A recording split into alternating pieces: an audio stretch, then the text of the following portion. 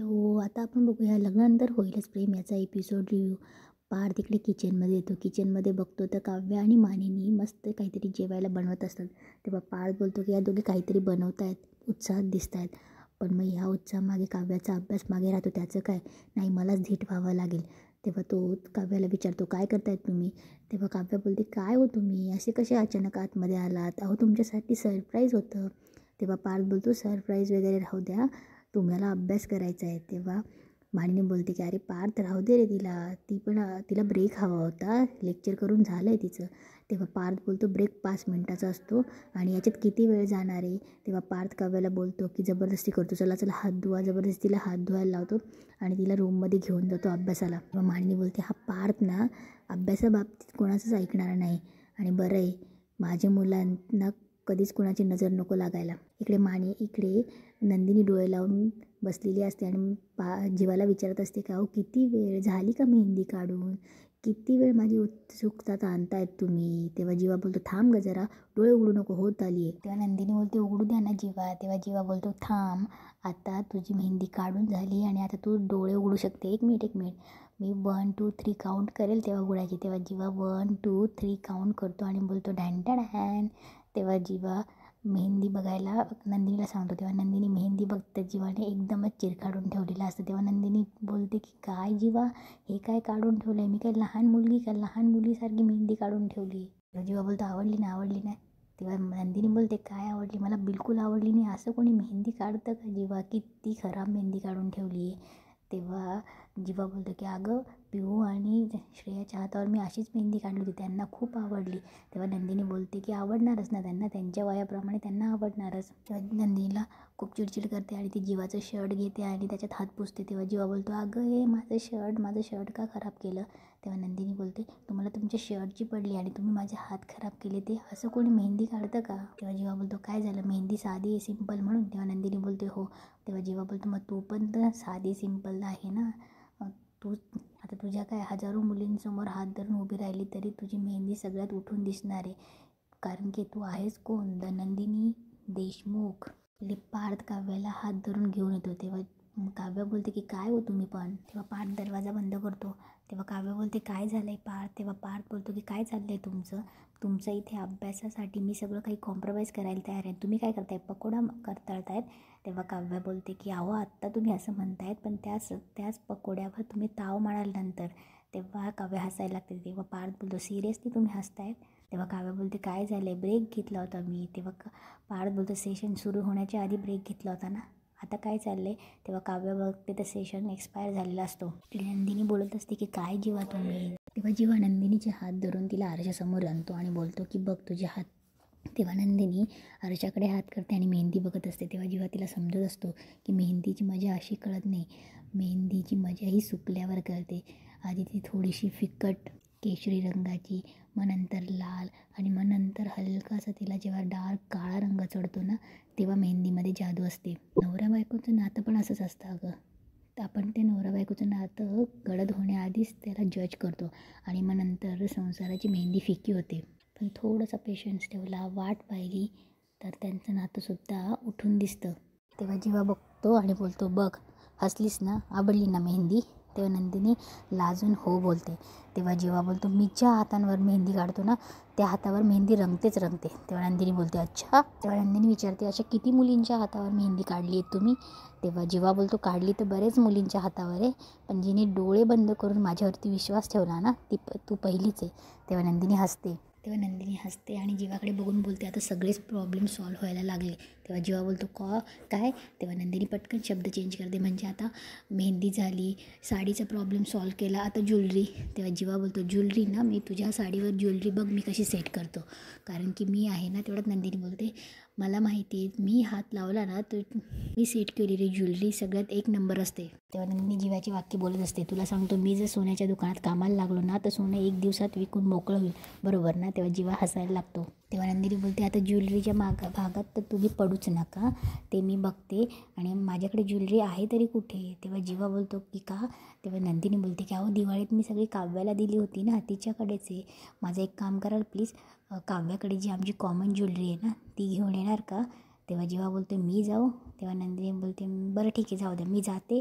तेव्हा जीवा बोलतो की अगं तू कशी जाणार आहेस आणि तू गेलीस तर ज्वेलरी आणणार कशी आहे ना, तुझे हात मेहंदीने भरले आहेत ना, आणि मग मी काढलेली एवढी मेहंदीची मेहनत वाया जाईल. तेव्हा जीवा हसायला लागतो आणि जातो. तेव्हा नंदिनी बोलते काही म्हणा पण पसारावाल्याने मेहंदी मात्र क्यूट काढली आहे. तेव्हा काव्य बघते ते सेशन संपलेलं असतं. तेव्हा काव्य बोलते सेशन संपले. तेव्हा पार्थ तिच्यावर चिडतो की काय चाललं आहे तुमचं, लक्ष कुठे. तेव्हा काव्य बोलते की अहो मी तुमच्यासाठी तुम्हालाच काहीतरी बनवत होते. तेव्हा पार्थ बोलतो की माझ्यासाठी काही करायचं असेल ना तर अभ्यास करा, बाकी काही नाही. हे बघा काव्य, तुम्हाला अभ्यास करायची संधी मिळाली आहे. तुमचं स्वप्न आहे ना IAS व्हायचं, आणि हे स्वप्न खूप मोठं आहे. त्यासाठी तयारी करायला नको, असे टाईमपास करत बसलात तर. तेव्हा काव्य बोलते टाईमपास नाही. तेव्हा पार्थ बोलतो मग काय चाललं आहे तुमचं. अहो लग्नानंतर खूप कमी मुलींना हे स्वप्न बघायला भेटतं IAS व्हायचं, आणि ते तुम्हाला मिळते, तुम्हाला चान्स मिळते, तर तो का तुम्ही गमवताय. यासाठी टाईमपास नाही, यासाठी अभ्यास करणं महत्त्वाचं. हे बघा काव्या, मला तुम्ही IAS व्हायला हवं आहे. लग्नानंतर एक वेळ प्रेम नाही झालं तरी चालेल, पण मला तुम्ही IAS व्हायला हवं आहे. तेवढं तिथे हे दोघं बोलत असतात. तेवढं तिथे जीवा दरवाजा नॉक करतो. जीवा दोघांना बघतो. तेव्हा जीवा काव्याला तेव्हा जीवा बोलतो की काही चुकीच्या वेळेवर आलाय का. नाही मी जातो. तेव्हा पार्थ बोलतो ये रे, काही चुकीच्या वेळेस नाही आलाय. तेव्हा जीवा बोलतो नाही मी नेहमी चुकीच्याच वेळेला येतो. तेव्हा पार्थ बोलतो ये रे. तेव्हा जीवा सांगत असतो की ॲक्च्युली नंदिनीने मला पाठवले, तुमची काही कॉमन ज्वेलरी आहे ना, म्हणजे मला सांगता नाही येते, तुझ्या लक्षात आलंच असेल ना. तेव्हा काव्य बोलते हो, तर ती नंदिनीने मागवली आहे, तिला हवी आहे म्हणून. तेव्हा काव्य बोलते बरं ठीक आहे, तुम्ही दोघं इथे गप्पा मारत बसा, मी जाऊन ताईला देते ती ज्वेलरी. काव्य पार्थकडे बघते. तेव्हा लगेच चेंज करते की नाही मला आता जमणार नाही, मी अभ्यासाला बसते, मी नंतर जाऊन येईल ताईकडे. तेव्हा काव्य पार्थकडे बघते. तेव्हा पार्थ बोलतो आता अभ्यासाला खंड पडलाच आहे, तर जाऊन नेऊन द्या ती ज्वेलरी नंदिनीकडे. तेव्हा काव्य बोलते हो ठीक आहे. तेव्हा काव्य ती ज्वेलरी काढते आणि बोलते आलेच.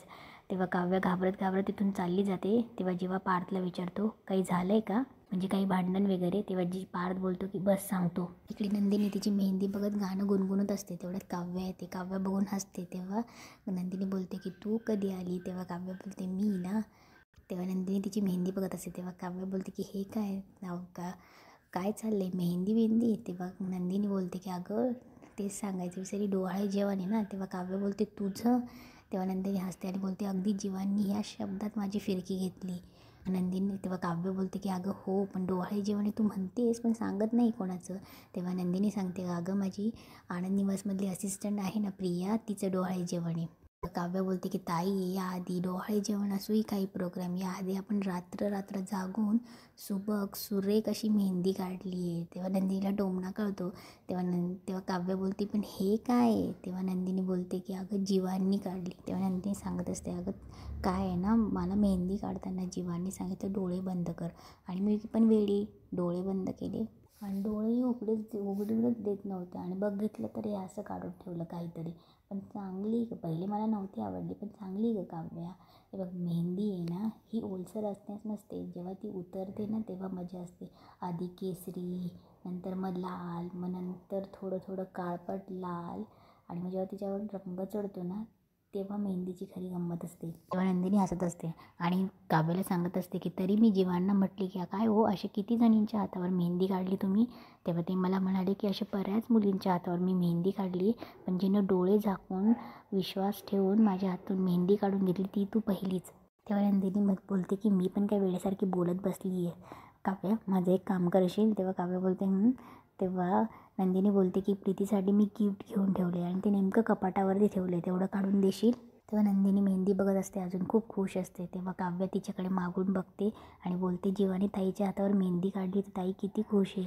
तेव्हा ती बोलते की देवा ताईला असंच खुश ठेव. इकडे जीवा पार्थला बोलत असतो की काय काव्य पकोडे शिकत होते. तेव्हा पार्थ बोलतो हो ना, तेही अभ्यास सोडून. तेव्हा पार्थ बोलतो अभ्यासाशिवाय मस्ती मला नाही आवडत रे. तेव्हा जीवा बोलतो ते माझ्याशिवाय जास्त कोणाला माहिती आहे, आणि म्हणूनच मी ॲकॅडमिक्समध्ये पुढे होतो. तेव्हा पार्थ बोलतो की तसं मला काव्यानेही पुढे गेलेलं पाहिजे रे. तेव्हा जीवा त्याच्याकडेच बघत असतो. तेव्हा पार्थ बोलतो काव्याने मला पुढे गेलेलं पाहिजे रे. लाल दिव्यातल्या गाडीत बसून त्यांनी मिरवलेलं मला पाहिजे आहे. तेवढ्यात पार्थ बोलतो की तू सुद्धा काहीतरी चर्चगेटपासून बांद्र्याला गेला होता ना, तुझं काम सुरू केलं होतं ना. तेव्हा जीवा शांतच होतं. जीवाला सगळं आठवत होते, आनंद निवास गेलं त्याच्यामुळे सगळं. तेव्हा पार्थ जीवाला विचारत असतो की तू म्हणाला होतास ना की एक दिवस मला मला तुझा अभिमान वाटेल, पण तू सांगितलंच नाही काय काम आहे ते. तेव्हा जीवा बोलतो मी तुला सांगणार आहे, वेळ आली की सांगणार आहे. तेव्हा पार्थ बोलतो की माझे पण काही कामं पेंडिंग राहिलेले, शाहूवाडीला जायचं आहे. तेव्हा जीवा थोडा दचकतो, शाहूवाडीला का?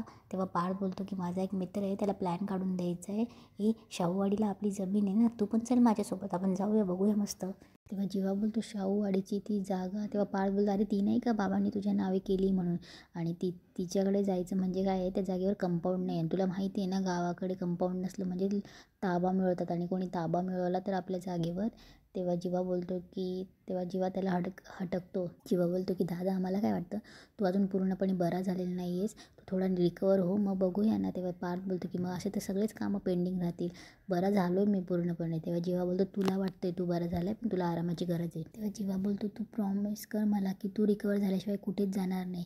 तेव्हा पार्थ बोलतो की बरं ठीक आहे, रिकवर झाल्यावर जाऊया. तेवढ्यात पार्थला कोणाचा तरी फोन येतो, तेवढ्यात पार्थ जातो. तेव्हा जीवा मनात बोलतो की जीवा रे, हसऱ्या चेहऱ्या मुखवट्यामागे किती गोष्टी लपवून ठेवल्यास तू. इकडे काव्य विचार करत असते, ती बोलत असते की नंदिनी ताईने जीवामध्ये स्वतःला किती इन्व्हेस्ट केले. जीवाचा आणि माझा पास्ट नंदिनी ताईला कळला तर कसं काय वाटेल त्या ताईला.